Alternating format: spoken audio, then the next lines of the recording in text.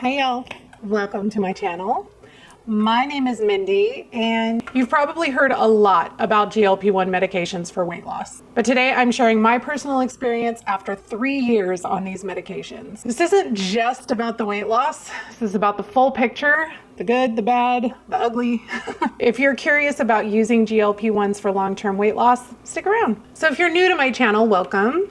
Again, my name is Mindy, and I have lost now about 125 pounds using GLP-1 medications as a tool. I started using GLPs in October of 2021, October 18th of 2021, exactly 3 years from the date of the posting of this video.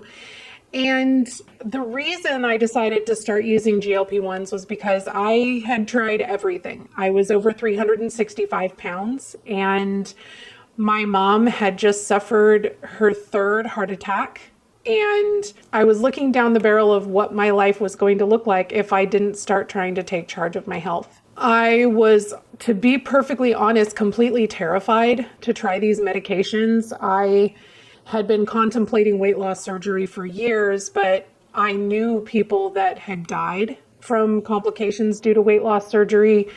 I knew people that their lives were forever changed from having weight loss surgery, and the thought of altering my anatomy in order to accommodate weight loss was just terrifying to me. Now, I'm not saying that that's not a valid choice. Absolutely, by all means. I know plenty of people who have had positive experiences with weight loss surgery. But in October of 2021, when I read my first article about Wegovy, that had just been approved on my birthday earlier that year by the FDA for weight loss, I knew that I wanted to know more about it. And it was a big part of why I decided to start my channel, because the first place that I went was YouTube to try and find personal experiences of people that had been using these medications for weight loss. Now, there were plenty of testimonials out there from people that were using Ozempic, which is the same medication that's FDA approved for diabetes treatment. But I didn't have diabetes. I was wanting to use it specifically for weight loss. So I knew that after I met with my doctor, and she had been prescribing Ozempic for years, both as an on-label treatment for diabetes and an off-label treatment for weight loss, that I wanted to document my journey so that other people like me who were thinking about using these medications could see someone else like them going through the treatment of using these medications, good or bad. The first few months were beyond promising. I'm what you would call a super responder. That means that from the very, very first shot, I started feeling the effects of these medications. Basically, GLP-1 medications work with the appetite control center of your brain to kind of turn off what we affectionately call food noise, or that constant reel of, I want to eat food, I want to eat food, I want to eat food. And it immediately turned that off for me. I started feeling the appetite suppression effects. I definitely was feeling fuller, faster, and for longer. So I saw results very, very quickly. I also completely overhauled my diet. I decided from the beginning that I didn't want to do any fad diets. I wanted to approach this from a place of sustainability. I wanted to make sure that I didn't restrict any foods at all. Everything was on limits. I just made sure that I stayed within a specific calorie goal for the week. Within my first 6 months on Wegovy, I lost over 65 pounds, and I was shocked at how quickly my body changed and how fast I saw results. I was over the moon excited that I had lost over a quarter of my weight in the first 6 months. I was like, I'm gonna meet my goals so fast and it's gonna be so amazing. Well, at the end of that 6 months, my coupon from Novo Nordisk ran out, and my insurance doesn't cover these medications. So I had to find an alternative to Wegovy, which for me was a semaglutide compound in the form of a rapid dissolve sublingual tablet. Unfortunately, that tablet did not work for me. And I found out later, after I changed primary care doctors, that most oral versions of GLP, at least the ones that are out now, are not as effective. A lot of the medication gets destroyed in your stomach before being processed by your body. So they're just not as effective as the injections. Thankfully, shortly after I started those, Mounjaro was approved by the FDA, and I was able to get the very first Mounjaro coupon, which gave me 12 refills that were completely covered by the coupon, regardless of my insurance coverage, because again, my insurance did not cover these medications, and I only paid $25 a month. And so that got me 12 months on Mounjaro. Now, unfortunately, Mounjaro did not work as well for me as Wegovy did. And over the next several months, I really struggled to lose my next 30 pounds. So in my first year between Wegovy and Mounjaro, I lost a total of 96 pounds. That is a staggering amount for someone who previously couldn't stick to a diet beyond a few months to save my life. And really this was what this was. This was about saving my life. I felt better. I looked better. I just felt like a different human being. But unfortunately, on Mounjaro, I started experiencing a lot of side effects that I did not experience on Wegovy. I have this video here where I talk a lot about specifically the differences between how I felt on Wegovy versus how I felt on Mounjaro. On Mounjaro, I experienced a lot of anxiety and a lot of depression. So that was a very, very hard year in my weight loss journey. My weight loss slowed down significantly, even though I was eating even less and I had started incorporating strength training. I felt great about the amount of weight loss that I had achieved, but I did not feel great about how much it had slowed down. Mentally, it was just a roller coaster. And over the next year, through year 2, I was on Mounjaro through till the middle of the year, and then I switched back to a semaglutide compound, but instead of the rapid dissolve tablet, I went to an injection. And the Wegovy, again, made me feel a lot better, but that weight loss just did not pick back up again. So at the end of my second year on these medications, I had lost just shy of 105 pounds, which means that in that second year, over the entirety of the year, I lost less than 10 pounds. And that was really hard for me. I felt like I had to have been doing something wrong. I knew that throughout the year I had cycled with gaining and losing the same 10 to 15 pounds over and over and over again. And I just felt like a failure. At the end of my second year, I started working again. I had been working on my YouTube channel full time, and late last October, I went back to work part-time. And with that part-time job came new insurance that thankfully covered my Wegovy completely. So I switched back to Wegovy at the very end of last year and have remained on Wegovy throughout the entirety of this year. And now at the end of my third year, I have lost just shy of 125 pounds. And I'm another 20 pounds down from last year in October. Thinking about only losing 30 pounds in 2 years is difficult, but also still a celebration, because I've never stayed with anything for 3 years, ever. I think the longest I've ever stayed with anything is maybe 6 months. So for me to 3 years later be saying that, yeah, I've only lost 30 pounds in the last 2 years, but not only did I lose another 30 pounds, I didn't gain back the 95 that I lost before that. And I struggle back and forth going between feeling great about my progress and feeling mediocre about how much it has slowed down over the last couple of years. It's definitely taken its toll on my mental health over the last few years. And earlier this year, I actually started seeking help from a therapist to talk to her about my relationship with food, about where my desire to binge and my lack of healthy relationship with food in general kind of started from. And I saw her for several months earlier this year. And then about a month ago, I started seeing a registered dietitian specifically to work through some of my binging behaviors and my relationship with food.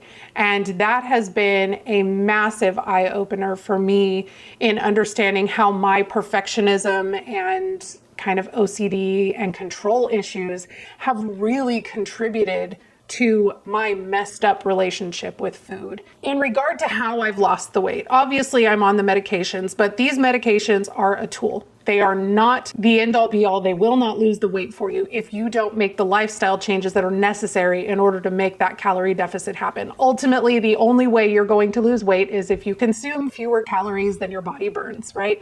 That's, we all know, calorie deficit, calories in, calories out. As a fat girl, I've always hated those words, but the reality is it is that simple biologically. It's just that for people who have metabolic disorders and who have been serial dieters pretty much their entire lives, we have shot our metabolisms to practically nothing. So getting into a deficit isn't as easy as it is for people who have healthier metabolisms. I've mentioned earlier that all I've done throughout this whole thing is just count calories. About a year and a half, almost 2 years ago now, I think, I started really focusing on getting more protein into my diet. I do my best to get at least 30% of my calories every day from protein because protein is essential for a healthy metabolism and weight loss, preserving muscle mass. If you're curious about protein and the role that it plays in weight loss, definitely check out this video. That's kind of the biggest change to my diet that's taken place over the last 3 years, except for since I started seeing my registered dietitian. Really about 2 months ago, I went through a really, really bad month or two. A family member of mine was going through some life or death health issues, which sent me into a spiraling depression. My best friend's mom, who has served as a surrogate mother for me for the last 10 years or so, very unexpectedly passed away. And it just was bad. Like, I put on about 20 pounds and I decided to start seeing a registered dietitian. From our very, very first visit, she just with laser precision just zoomed in on my control issues, the obsessive calorie counting, even though I don't restrict foods, restricting the calories during the week and allowing myself to go crazy on the weekend, or being really good for months and months and then going on a trip and just flying off the rails for a couple of weeks. That's really a lot of what has contributed to the volatility of my journey over the last couple of years. And starting to address those issues with my dietitian and working my way through the intuitive eating book has really started to kind of open my eyes to some of these behaviors I have that really drove me to 365 pounds in the first place. And if I'm going to maintain this weight loss without remaining on these meds for the rest of my life, which is my intention, then I need to get to the bottom of and understand what that relationship was and what the behaviors were that got me to that place so that I can address those at their core, so that when I stop taking these medications, I'm not just ballooning back up to 365 pounds again. The impact on my life has been a lot more than just the weight loss. When I started these medications, we did blood work before I started. I was pre-diabetic. My cholesterol was still in the normal range, but it was on the high end of the normal range. So was my blood pressure. And now my blood work is perfect. Like, it's absolutely gorgeous. My A1C is fine. My insulin is fine. My cholesterol is gorgeous. Even my HDL cholesterol, or my healthy cholesterol, is in a happy place, even on a low-fat diet. I know that I'm doing good things for my body because all of those health indicators and those blood test markers are present. I also, at 365 pounds, had arthritis in my hips, my knees, my tailbone. Now, obviously that arthritis hasn't gone away. It's never going to go away. The damage that I've done to my joints, being morbidly obese for the majority of my adult life, is not something that's going to reverse itself. But I no longer have pain. I'm no longer sucking down ibuprofen pretty much every day just to be able to walk without being in excruciating amounts of pain. I haven't had joint pain other than in my tailbone. When I sit for extended periods of time, my tailbone will get sore. But in my knees and my hips, I don't experience that pain hardly ever. In regard to like how my exercise life has changed, I'll take you on a walk with me from earlier today to talk about that a little bit. Good morning. I hope y'all can hear me. It's quite windy out here today. Taking my morning walk and contemplating on how my walking journey has evolved since I started this 3 years ago. When I first started, I was only cleared for 5-minute walks and maybe swimming by my doctor. And now I take 10 to 20-minute walks every morning, sometimes multiple times a day. There have been parts of my journey where I was going up to 7,500 steps a day. Earlier this year, I went to Disneyland and did almost 30,000 steps in a day. And while I was exhausted, I think about 365-pound Mindy, and there's no way I would have been able to do that. There's just no way. I'm so grateful for those kinds of things and those types of changes that, yes, definitely have to do with the number on the scale. But those are victories that I cherish a lot more than 125 pounds. The next big question is, would I do this again? And the answer is absolutely, without a doubt, no hesitation. GLP medications helped address the physical issues that made making lifestyle decisions so much more difficult for me. Things that had stopped me from being able to make those changes in the past, like the food noise and the out of control raging appetite and all of that stuff. Using the GLP medications as a tool to help kind of overcome those hurdles so that I could concentrate on creating those other healthy habits was what made the difference in helping me to actually lose this 125 pounds. If you are somebody who has struggled with dieting and weight loss your entire life, you've tried everything and you've contemplated weight loss surgery, but you're just too afraid to take that step and you want to try something else first before making that commitment, I would recommend talking to your doctor about these medications. If you don't have a primary care physician that you trust, or you don't have somebody that you feel would be supportive of making this kind of a change, I am a partner with Friday's Health. They are a telehealth company who helps with weight management, and they offer compounded prescriptions for people who are unable to get insurance to pay for their prescriptions. They also have an insurance concierge department that helps to get prior authorizations approved and pushed through. They know all the ins and outs of the insurance industry and how to get that done. So if you're somebody that's been thinking about this, but you've been struggling with the insurance portion of it, feel free to check out my link down in the description. That will give you a discount. Their pricing has changed recently. So if you've looked at it before, they now have a model where it's a one price that includes all of your labs, all of your doctor's visits, all of your compound, if that's what you're going to do. Or if you're somebody who has insurance coverage, they have just a monthly fee that covers your doctor's visits and the insurance concierge program and getting those medications and prescriptions prescribed for you.